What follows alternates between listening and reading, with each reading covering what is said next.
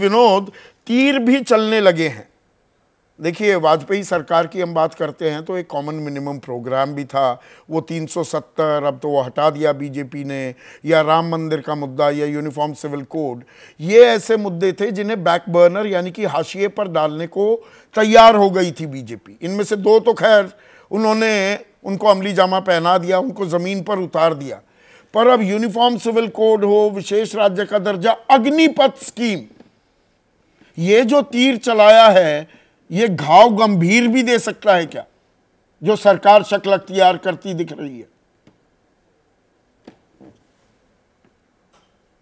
Unmute हैं आप, mute हैं आप, अनम्यूट कीजिए प्लीज। मैं ये कह रहा हूं कि जो आप जिन चीजों की तरफ इशारा कर रहे हैं वो कठिन फैसले हैं, लेकिन सबसे मैं समझता हूं इंपॉर्टेंट फैसला जो चंद्रबाबू नायडू, जो सबसे मजबूत है और अपनी बात पे खड़ा रह सकता है, वो चाहेगा कि जो स्पेशल स्टेटस देना था उसकी स्टेट को जो नहीं मिला। अगर आपको याद हो कि 2015 में जब फाउंडेशन लेइंग सेरेमनी हुई अमरावती में नए कैपिटल की, प्रधानमंत्री गए थे, मैं था वहां पर, और उस वक्त चंद्रबाबू नायडू ने प्रधानमंत्री से इल्तिजा की, almost pleading with the prime minister, कि भाई जितनी भी सदर्न स्टेट्स हैं और उनके पास रेवेन्यू जनरेटिंग सेंटर्स हैं, और तेलंगाना बनने के बाद हमारे पास हैदराबाद था, वो चला गया तेलंगाना में, हमारी मदद करो इस कैपिटल को बनाने में, क्योंकि हमें रेवेन्यू जनरेटिंग सेंटर चाहिए। और प्रधानमंत्री वो सदन से धूल और पानी कुछ लेके गए थे, वो देके आ गए वापस, और कोई पेशरफ्त नहीं हुई। और 2018 में अगर चंद्रबाबू नायडू ने साथ छोड़ दिया था। मैं आपका ऑडियो ठीक करा रहा हूं, थोड़ा सा 1 मिनट का वक्त दीजिएगा। लेकिन विजय, ये जो तीर चले हैं, अग्निवीर जैसे मुद्दा उठा दिया जेडीयू ने, ये कितने गंभीर घाव दे सकती है? देखिए संदीप जी, एक बात समझने की ज़रूरत है पहली, कि ये तीर जितने आपने इशू उठाए बहुत इंपॉर्टेंट इशू है, लेकिन गठबंधन जो है ना, वो ईंटों का वो ढांचा नहीं है, वो इलास्टिसिटी है, इलास्टिक का बना हुआ है, उसमें बहुत फ्लेक्सिबिलिटी होती है।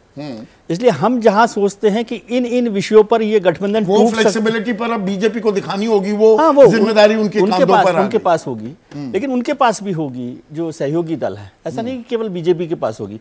इस गठबंधन में जो सबसे बड़ी बात है, एक तो बीजेपी सबसे बड़ी पार्टी है, 240 है, तो कोई इतना कमजोर, वो बड़ा पार्टनर, सबसे बड़ा पार्टनर है। लेकिन जो आप समझ रहे हैं 2014 से 2024 तक बीजेपी की सरकार चली, वैसे चलेगी ये नहीं होगा। मुझे लगता है सबसे पहले कॉमन मिनिमम प्रोग्राम बने, और उसके बाद जो बीजेपी की कंटेंशियस इशू है, जिसमें मुझे लगता है एनआरसी का बड़ा एक इशू है, यूनिफॉर्म सिविल कोड और वन नेशन वन इलेक्शन भी एक ऐसा इशू होगा जिस पर थोड़ा सा बीजेपी को उसे बैक बर्नर पर डालना होगा। डिलिमिटेशन बड़ा इशू है। 2026 में जब डिलिमिटेशन होगा तो सदर्न स्टेट्स के लिए बड़ा मुश्किल काम होगा। स्पेशल स्टेटस को आप ध्यान रखिए कि फाइनेंस कमीशन ने की जो राय है उसमें कहा गया कि पहाड़ी राज्यों को स्पेशल स्टेटस दिया जाए, विशेष राज्य का दर्जा दिया जाए। तो जो ज़्यादातर राज्य हैं उसमें सारे पहाड़ी राज्य, तेलंगाना के अलावा, तेलंगाना को खास बात उस पर की गई।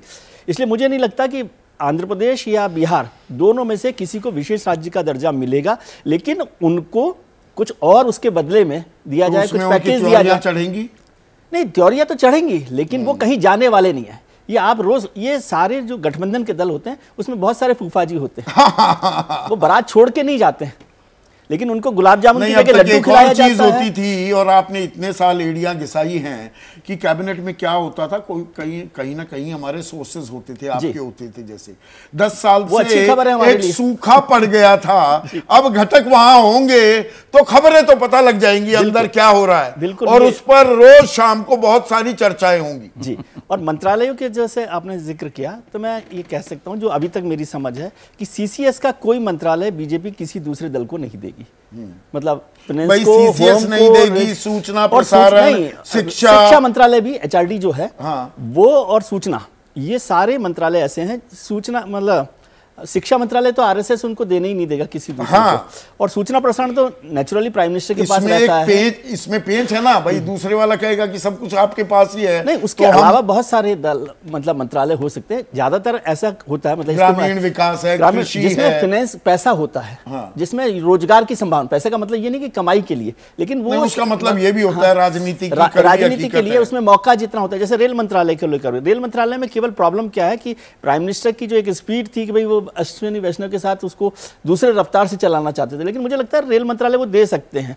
लेकिन ये जो 6 मंत्रालय हैं, मुझे नहीं लगता कि इसमें से कोई दिया जाएगा। मगर ये गठबंधन आज जैसे आपने कहा ना 7.5 घंटे की बैठक हुई है, ये तो अभी शुरुआत है।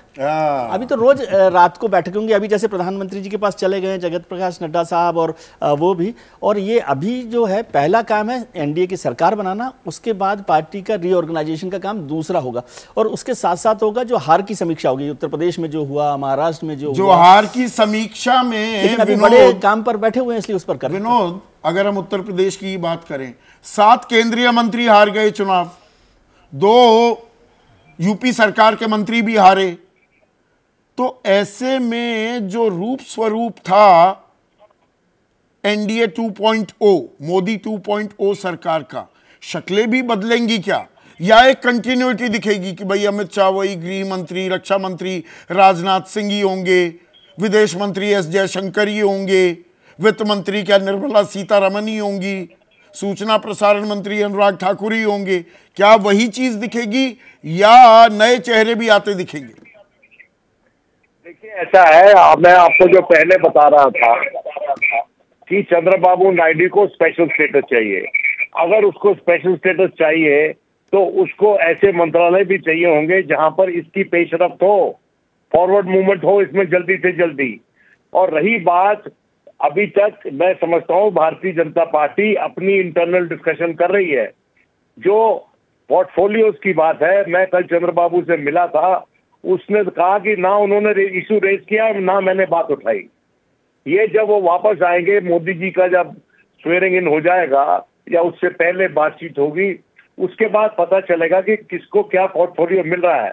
रही बात चंद्रबाबू नायडू की गवर्नमेंट ज्वाइन करने की, वो इस बात पे डिपेंड करेगा कि मोदी जी उसको स्पेशल स्टेटस देने पे कितने उसको आश्वासित करते हैं कि हम देंगे आपको। तो यही बात जेडीयू भी उठाएगा, उसको बिहार को भी स्पेशल स्टेटस चाहिए। ये दोनों जो स्टेट्स हैं, इनको पैसे की जरूरत है सरकार की तरफ से।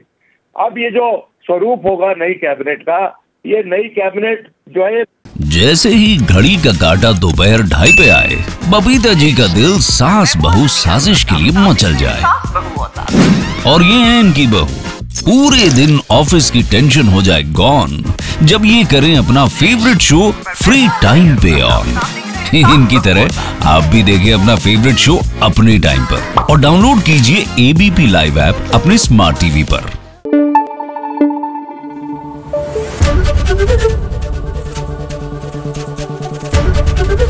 एबीपी न्यूज आपको रखे आगे।